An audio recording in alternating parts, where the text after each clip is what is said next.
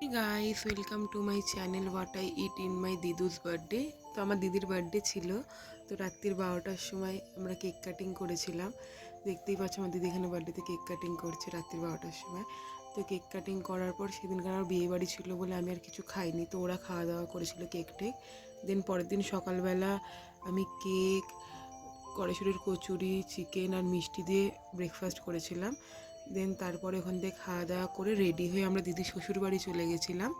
তো ওখানে গিয়ে আমরা লাঞ্চ করেছিলাম। দেখতেই পাচ্ছ ডাল, মাছের তরকারি, ডিম, 5 রকম ভাজা, ভাত খুব সুন্দর করে খেয়েছিলাম দুপুরবেলা। তার খাওয়া দাওয়ার পর সন্ধেবেলা একটু কেক আনতে গেছিলাম।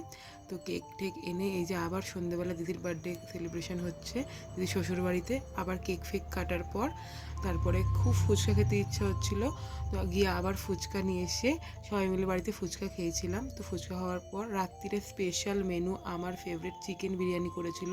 আমার তো দিদির শাশুড়ি হাতে চিকেন বিরিয়ানি খেতে হেভি সুন্দর লাগে, খুবই ভালো লাগে। আর সেদিনকার বিরিয়ানিটাও হয়েছিল খুবই সুন্দর, দেখতেই পাচ্ছ আলুটা কত নরম হয়েছে। তো আমি আলু দিয়ে একটা বাইট নিয়েছিলাম। তো খাওয়া দাওয়া করে তারপর কেকের ভিডিও নিতে ভুলে গেছিলাম। তো thanks for watching, please like, comment, share and subscribe.